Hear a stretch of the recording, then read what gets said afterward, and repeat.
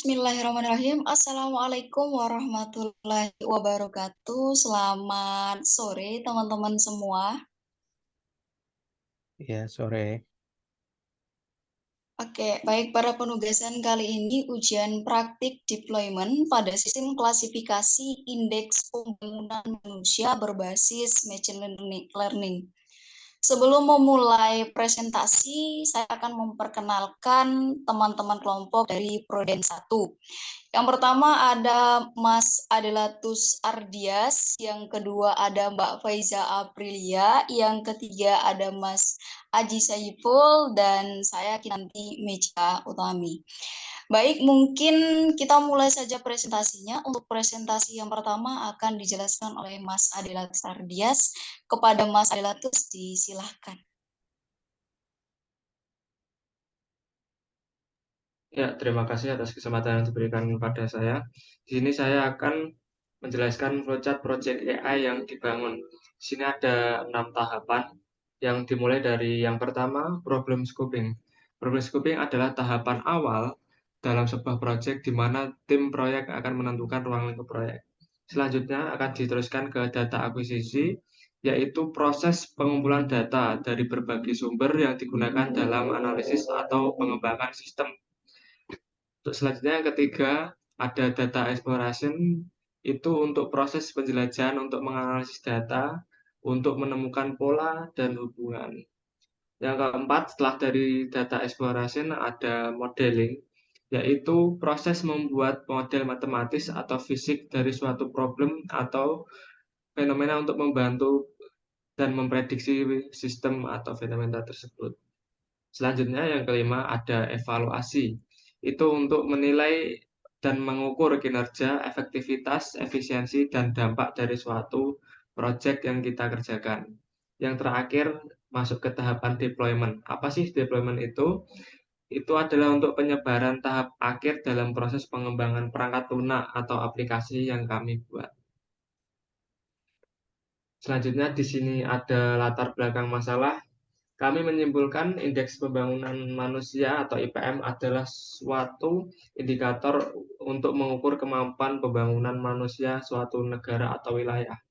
IPM atau indeks pembangunan manusia di Indonesia berbeda-beda antar provinsi. Oleh karena itu, diperlukan tools untuk memprediksi IPM atau indeks pembangunan manusia suatu daerah berdasarkan harapan lama sekolah, pengeluaran per kapita, dan nilai rata lama sekolah, dan usia harapan hidup.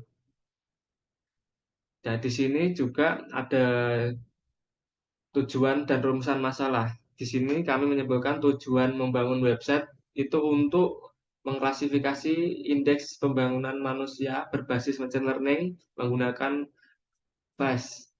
Dan yang selanjutnya ada rumusan masalah. Di sini kelompok kami menyimpulkan 3 rumusan masalah.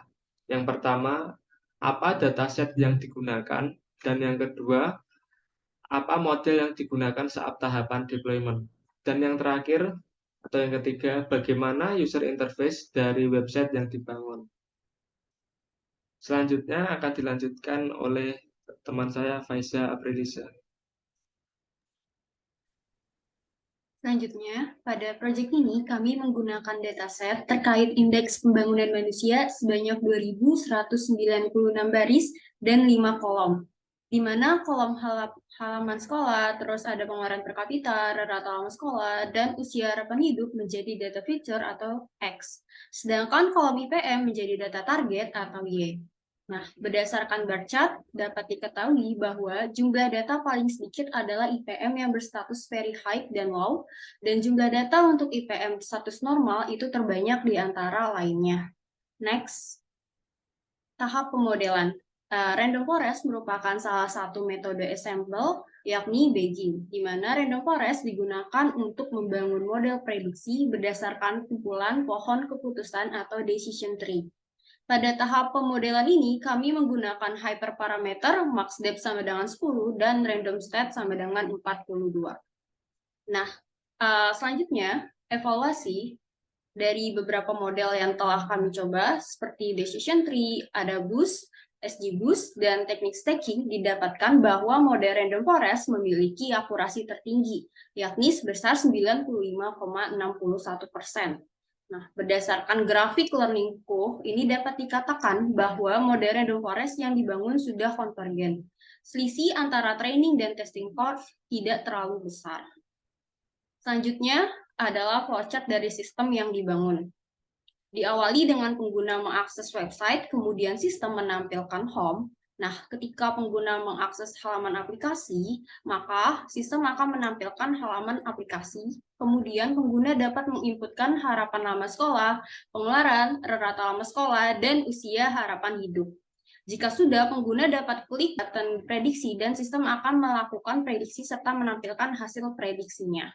Nah, jika apabila itu halaman about diakses, maka sistem akan menampilkan halaman about yang berisi penjelasan anggota kelompok.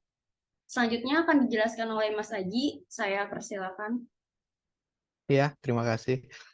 Ya, di bagian arsitekturnya sendiri yang kami bangun itu, untuk di bagian kliennya itu, kita itu menggunakan untuk webnya itu, untuk tampilannya ada HTML, CSS, dan juga JS, JavaScript.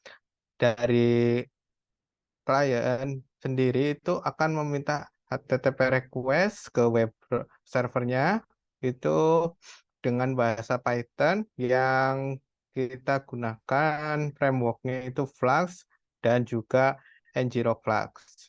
Dan selanjutnya ya di sini selanjutnya itu ada user interface-nya sendiri.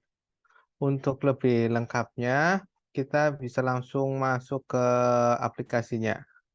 Ya, di sini setelah kita masuk ke Colab-nya, ini yang pertama kita harus lakukan itu penginstalan Flux-nya, terus sekaligus dengan Flux Nginx. Setelah itu kita connecting ke drive. Selanjutnya kita pilih tempat folder di mana akan menyimpan file Nginx kita. Selanjutnya kita download Nginx dan sekalian di unzip.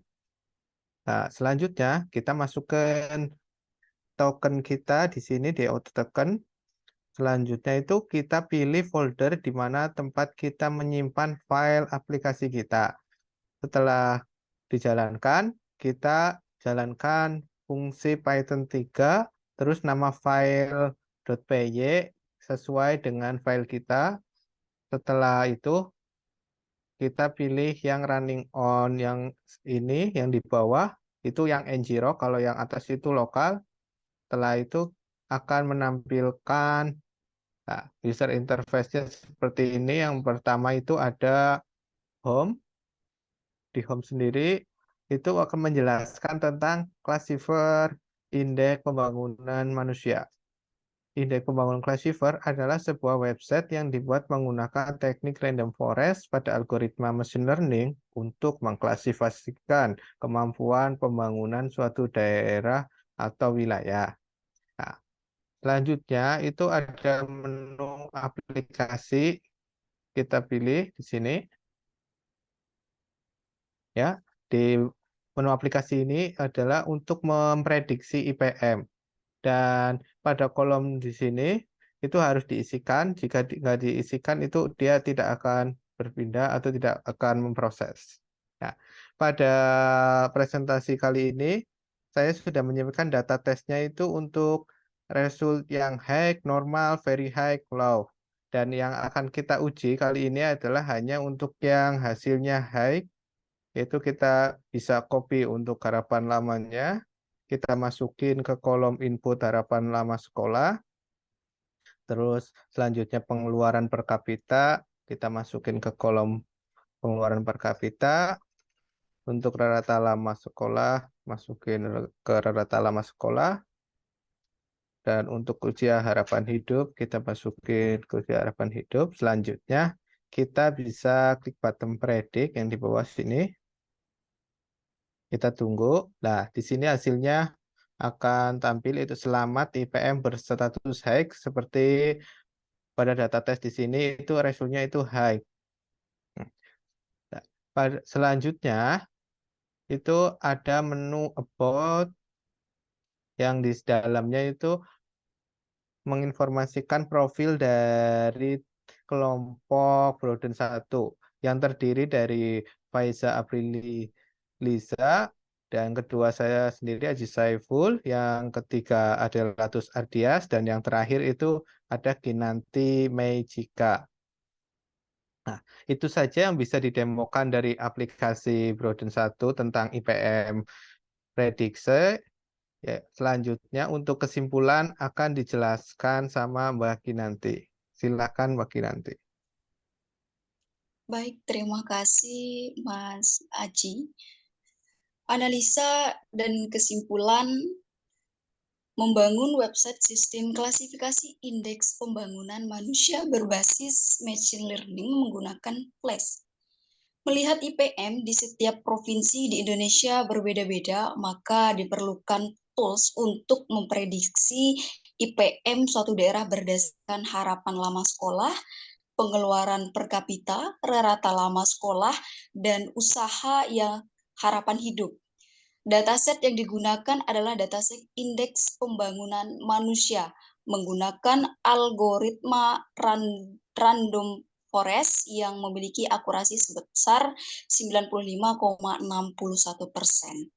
Terima kasih kepada teman-teman kelompok Broden 1 atas presentasinya yang begitu luar biasa. Mungkin sebelum saya tutup, Mas Aji mau pantun sedikit. Kepada Mas Aji, disilahkan. Oke, siap. Di sini ada sedikit pantun, yaitu masak ikan dicampur emi. Cakep. Gorengnya dipisah, jangan sekaligus. Cakep. Cukup sudah presentasi kami. Semoga dapat nilai yang bagus. Mantap. Oke, itulah tadi pantun dari Mas Aji. Sangat luar biasa sekali ya teman-teman. Mungkin sekian presentasi dari kelompok kami. Langsung saja saya tutup. Jika ada kekurangannya kami mohon maaf. Saya akhiri. Wassalamualaikum warahmatullahi wabarakatuh. Terima kasih.